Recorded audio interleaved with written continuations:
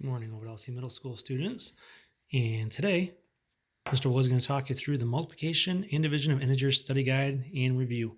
So don't watch this unless you've attempted your review a couple times already. So this is just to clear up any mistakes or ideas that you weren't sure on.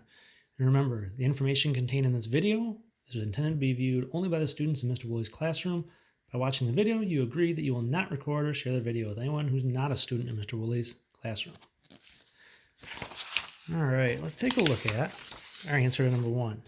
Question 1 said, while playing the integer game, you draw the following cards.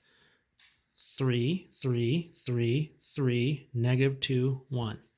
If the matching cards are discarded, how will this hand score be affected? Well, the matching cards are really only these 3s right here.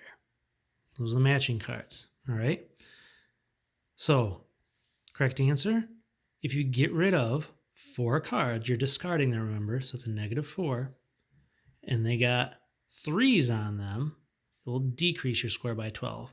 Because you're getting rid of 4 cards, negative 4 times 3, which was what was on the cards, you're going to lose 12 points. So our first answer there is correct.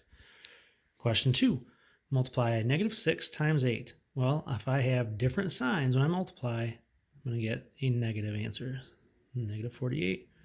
Here I have the same signs, they're both negative, so it's a positive 28 when I multiply negative 4 times a negative 7. And number 4, I have opposite types of signs, so 1 positive, 1 negative makes it a negative answer, and 9 times 6 is 54, so negative 54. All right, next up, number 5, which equation describes the following statement?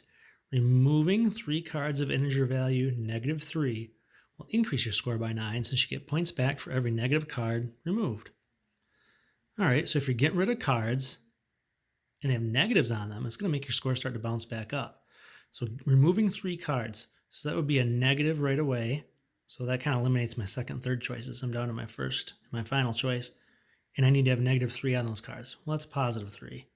That's a negative 3. So getting rid of cards that drag my total down, the negative cards, it's going to be a positive answer.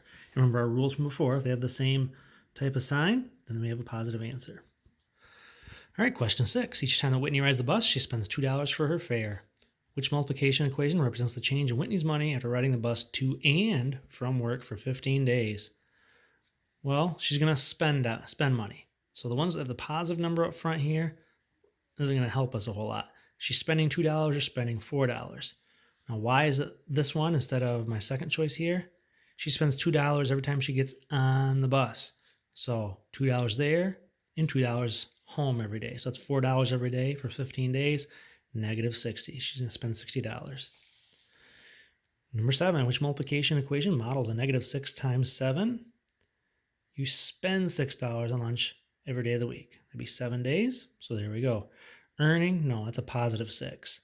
You made $7 all 6 times you carried in the groceries. And those are both positive numbers. You spent 7, but that's on 6 small pizzas. That'd be a negative 7 and a positive 6. So that doesn't match up. So that's what had to be our answer there, our second choice. All right, we got just a couple more questions to go here.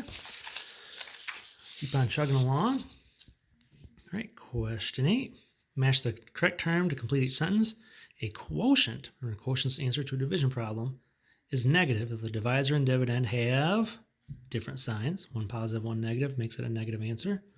A quotient is positive if the divisor and dividend have blank signs. That would be the same signs. So if they both are positive, of course it's positive. And they're both negative, it's going to be positive as well. All right, number 9. Is the quotient of 2 integers always an integer?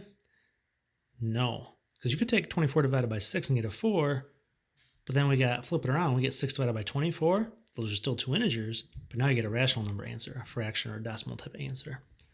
All right, divide. If I have 15 divided by negative 3, that's a negative 5, because opposite signs means it's a negative answer.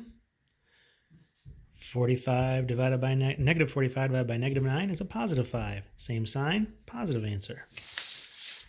And lastly, what's the answer to all 3 of the following division problems? Well, they all are going to have the same answer. So negative divided by a positive is negative.